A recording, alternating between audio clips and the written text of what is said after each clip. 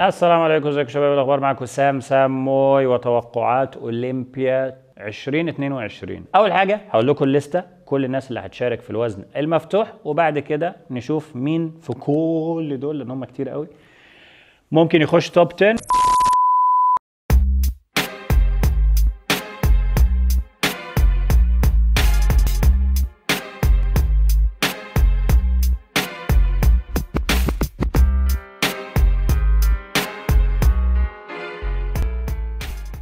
محمد شعبان ايجيبت مصر.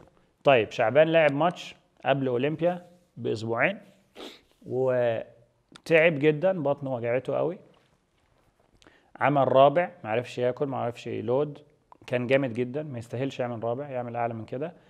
الفكره دلوقتي ان هو بيتعالج عشان يلعب اولمبيا، فاحتمال ما ينزلش 100%، احتمال كبير جدا يعني، لانه عنده تعبان شويه. فندعي له بالشفاء ونشجعه. وانا بيعجبني، هو مجتهد وشاطر وجسمه حلو وعنده جود ليجز، جود باك، جود جلوتس، جود كل حاجه، عنده كل الامكانيات. ينزل بس 100% هيعمل حاجه. هل هيخش توب 10 السنه دي؟ حسب المرض، التعب بتاعه. لو عرف يرجع ياكل تاني ويظبط يخش توب 10. لو طبعا ما عرفش ياكل عشان بطنه وجعاه، مفيش حاجه نقدر نعملها، ان شاء الله السنه الجايه. محمد النصور من الاردن، طبعا اسم جديد شويه علينا، مش متعودين عليه. مستوى حلو قوي، جود ليجز، فاكيوم، جود ارمز، نيد ليتل باك. هل هيخش توب 10 ولا لا؟ الله اعلم، مستني رايكم في الكومنتات. and next is فيتور بوف. ديج طرخ دروم ترخ عجلة الدور وتجندر بوندر.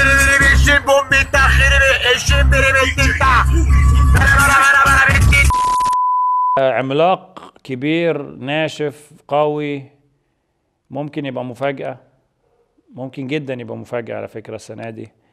وممكن جدا يخش توب 10. تحس فيه شبه من اين كده، عضلات شرسة، ناشف قوي كبير. هل هيخش توب 10 ولا لا؟ ممكن. ما هي دي الفكرة، السنة دي الموضوع مرعب جدا جدا جدا. مش مصدق انا رايح، مبسوط جدا يعني، حاسس ان انا طفل صغير، هتبسط كده. وان انا اعرف نص الناس دي حوار تاني خالص بقى يعني. سبحان الله والله، سبحان ما غير الاحوال. ما علينا. اندريا بيريستي ايطالي، جامد، ناشف، حلو حلو، بس مش مريح قوي للعين. مش عارف هيعمل توب 10 ولا لا، رايكم في الكومنت.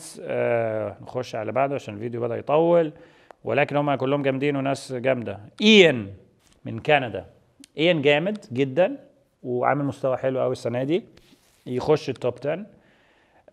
بس هيعمل اقل من السنه اللي فاتت، ده يعني حاسس بكده. بس برضه هو لو نزل 100% انا شايف انه ممكن يعني مثلا اين ولا هانتر لبرادا. انا شايف اين، بس اتكلمت مع ناس قالوا لي سام على الحقيقه غير، على الحقيقه غير الصور. فانا فعلا متحمس اروح السنه دي عشان افهم اكتر ايه الفرق بين الحقيقه والصور، ايه الفرق بين الفيديوز وكده، عشان عايز ارجع اقول لكم رايي بعد ما شفت الحاجات دي فيس تو فيس. اين يخش توب 10. انطوان الكندي ده عاد اليكم من جديد، كان وقف فتره طويله جدا، وتقريبا ادمن واتسحل سحله سودا كده، وربنا هداه ورجع واهتم بالرياضه واهتم كمال الاجسام وشد حيله، ووزنه عالي السنه دي، فهو حجمه اكبر، حلو قوي. اوفرول حلو، هو حلو، بس اللاين اب قوي جدا. فهيخش توب 10 ولا لا؟ ما اعرفش صراحه، ما اعرفش، بس هو انا بيعجبني جسمه. اكيم ويليام قنبله، عامل زي حسن مصطفى كده، مشكلته في النشفان، مش بيجيب النشفان 100%. لو جابه يخش التوب 10 لانه هو كبير يعني اكيم، وتقيل، من اتقل الناس على المسرح. بس هل هيوصل ديفينيشن مرعب ولا لا؟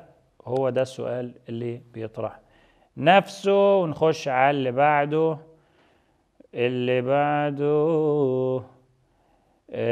شينيودو اندرو اوبزديج. ناقصين لمخه في الكلام. احنا وصلنا اندرو جاك ده، ها؟ اندرو جاك، لا ده الكاميرا، بكلم الفانز. اندرو جاك جامد جدا، عنده كل الامكانيات، ما بينشفش من ورا النشفان المطلوب. لو نشف النشفان المطلوب ورا يخش توب 6، ولو شد حيله السنتين الجايين ممكن يبقى مستر اولمبيا، لانه عنده كل الامكانيات وطويل وسيمتري وقوي وناشف وماسلز، ولكن ينقصه قليلا من الاحتراف، والقليلا من الاحتراف ده في الجلوتس والهامسترينجز. واقول لك حاجه، يا هيتحسنوا يا عمره ما هيتحسن. في ناس جيناتيا في كده حاجات في جسمهم ما بتتحسنش لو عمل ايه. يس عنده الامكانيات وهيبقى، بس محتاج يظبطها صح ويحترف واحده واحده، ستيب باي ستيب هيوصل. اللي بعده فالديسلاف شخصه من اوكرانيا، اظن يعني واضح الاسم، مش محتاج اي حاجه، مش محتاجة حاجة يعني. فنرجو من الايديتورز يطلعوا اسمه على الشاشة عشان برضو ما حدش عارف يقوله. كبير قوي، قوي جدا، مستواه يخوف، فول هارد ماسكولر، ناشف قوي، ممكن يعمل شوك، ممكن يخش توب 10 ويعمل صدمة. يس ممكن جدا كمان. نخش على اللي بعده، ديريك لانجسفورد، هو مستر اولمبيا 212 دلوقتي، هيلعب مفتوح. انا شايف انه هيخش توب 6، انا شايف انه هيعمل حاجة مرعبة. ديريك عنده كل الامكانيات، جميل، هو مركز في السايز، هو زاد سايز، بس انا بقى عايزه ينشف نشفان مخيف زي ما بينشف كانه بيحاول يجيب ميزانه، لان هو دلوقتي مش بيحاول يجيب ميزانه. فلو انت مش مغصوب انك تجيب ميزانك ممكن تجلي منك وتفلت، ما تجيبش ذا بيست كونديشننج. ولذلك لو نزل بيست كونديشننج بالسايز الجديد اللي هو عامله، هو زاد بتاع 10 كيلو عضلات مثلا بايزي، انت فاهم؟ فانشف بقى، خليهم 8 كيلو عضلات مش مشكله، بس انزل ناشف مفرتك. لو ديريك نزل ناشف مفرتك هيخش توب 6. يخش توب 3 ولا لا؟ والله ممكن، فعلا انا شايف انه ممكن. انا شايف ان انتم مستهينين بديريك. ديريك مخيف يا جدعان، هو مش ناشف قوي، بس لو نشف قوي ديريك مخيف. نخش على اللي بعده، باتريك. باتريك السنه دي في ليفل تاني خالص خالص خالص خالص خالص خالص خالص خالص، وانا شايف انه هيعمل حاجه قويه هتصدم ناس كتير جدا. وافتكروا كلامي، باتريك هيصدم الناس، هيخش توب 10 وهيعمل حاجه تخوف، وهتشوفوا جسم يخوف. ده رايي الشخصي، الاتنين دول هيصدموكوا، سامسون وباتريك، بالذات سامسون. واللي بعده سيكون معانا تونيو بورتون. انا مش بيعجبني، هو تطور جدا وكسب ماتش فتأهل، انا مش بيعجبني، مش عايزه يكسب اصلا يعني، حتى لو ممكن يكسب يا ريت ما يكسبش. عمري ما قلتها في حياتي، بس يعني بقولها عادي يعني، مش مريح، مش حلو، ما ادري، ما خلينا نشوف، تعال نشوف مع البوزنج بتاعه ممكن يبقى جامد، بس انا مش حاسه قوي. جيمس هولينجز هيد، الراجل ده عجبني قوي، واستغربت انا ما اعرفوش. شفت له كذا ماتش، بالذات من اللي كسبهم واللي عمل توب 3 واللي عمل توب 6. جامد، راجل جامد. هو في حاجه غلط مش متاكد هي ايه، بس هو جامد جامد جامد يعني.